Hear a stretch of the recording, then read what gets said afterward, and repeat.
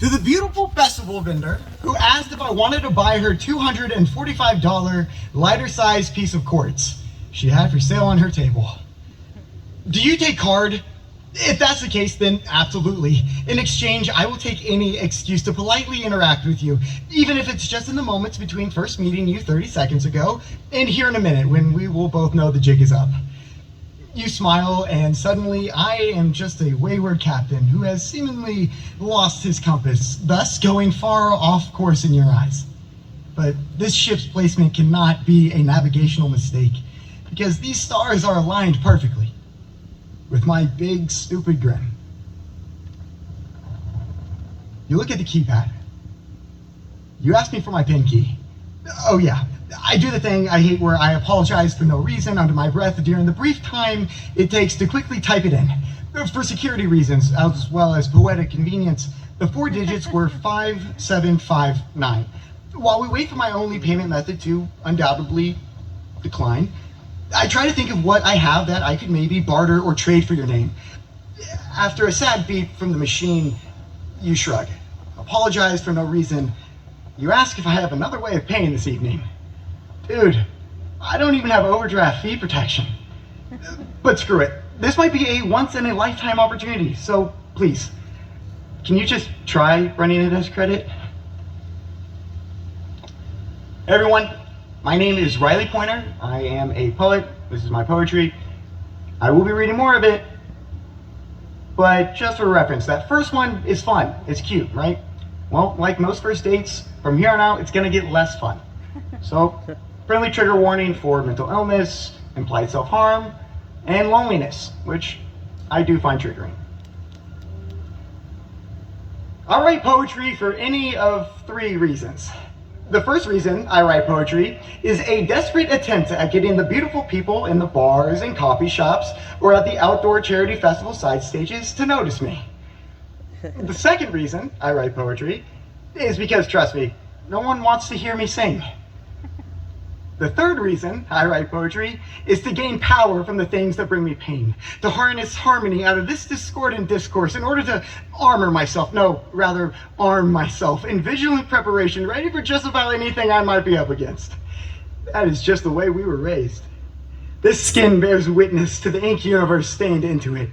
Blue-shaded paragraphs on our thighs where thoughts sacrificed themselves, beating down doors as they made their way into our bloodstreams, after seeing our minds had no vacancies.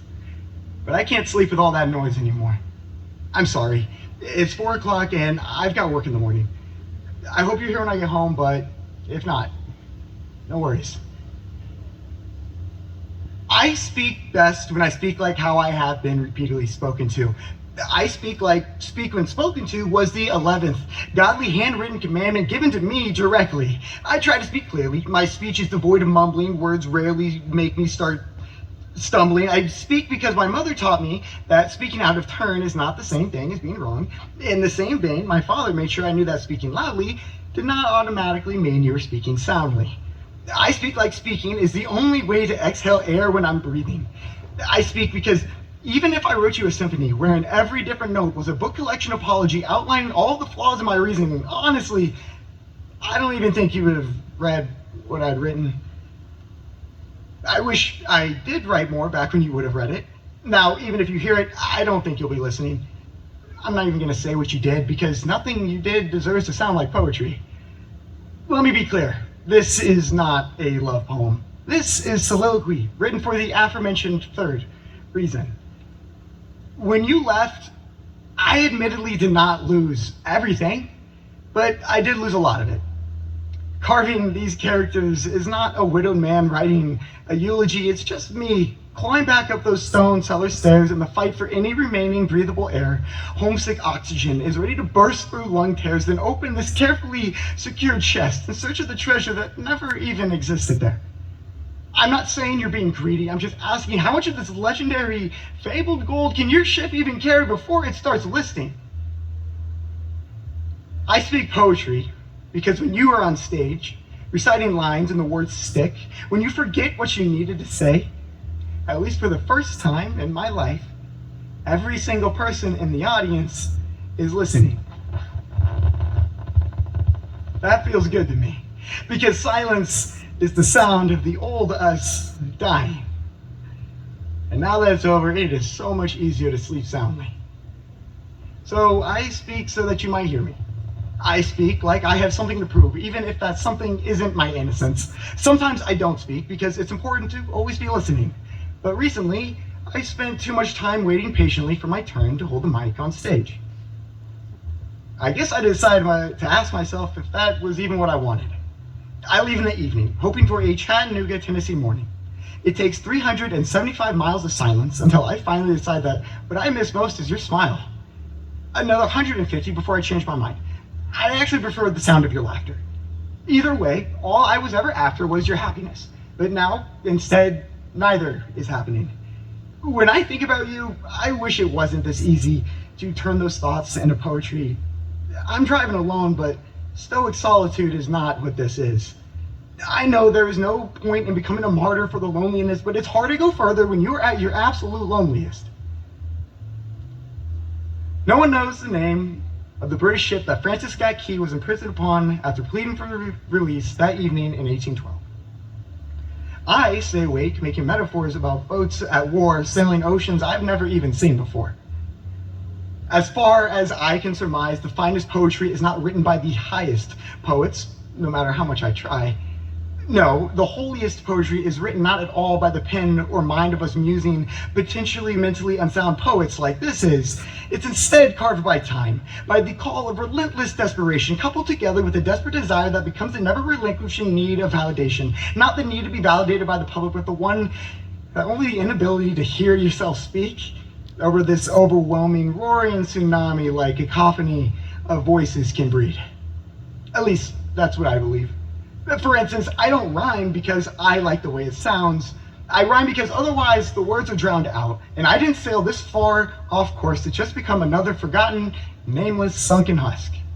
Thus, I made for the nearest friendly port. Before I was forced to make my mast into a crucifix, I set about transforming this waterlogged boat back again into a proud, formidable warship, this time sailing into the oncoming wind, armed to the literal teeth, with words that fire like shrapnel-packed cannons at all these murderous, pursuing pirates, riding and rotting, only barely, vaguely translucent, soon to be sinking in the sea ghost ships.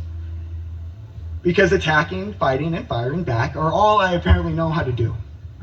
Maybe it's just not clear to me how to be a captain when you don't have a ship with provisions, charts, a map, a compass pointing towards a safe destination, some semblance of a first mate, or any trace of a crew.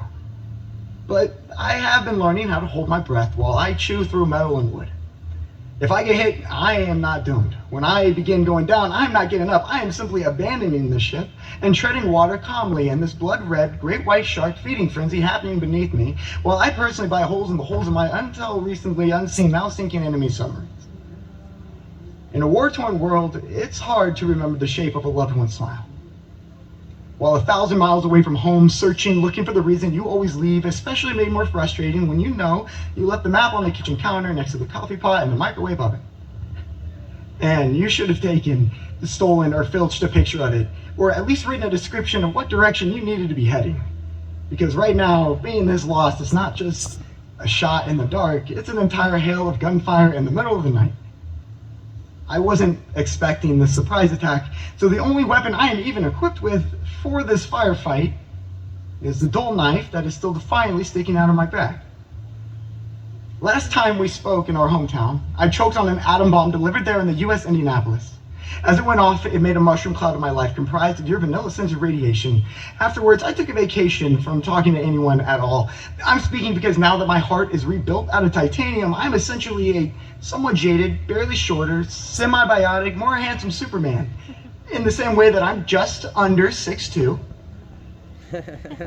and flying while seemingly bulletproof. Look, I'm even wearing a costume in order to protect my secret identity, which apparently is working out almost too perfectly, because my friends and family say that at this point, not even they can recognize me. What I think makes us human is that we are all floating on the same ship that can't stop moving because it has no anchor. But that's okay, because this ship has no sails either, nonetheless a captain or crew to steer her. I'm writing lifeline after lifeline, hoping I can pencil and paper my way out, accidentally making another ocean reference or metaphor. I heard someone say that depression seems to be less of a battle and more like a war on the shores of domestic soil, which was weird for me to hear, right? Because it can't be a war if only one side has an army. When you can't swim, treading water can feel a lot like slowly drowning. I have never worried about being forgotten because I understand the universe is big and ever expanding. I have only ever worried about being misplaced because I understand that everything includes within it the never ending, which is admittedly overwhelming.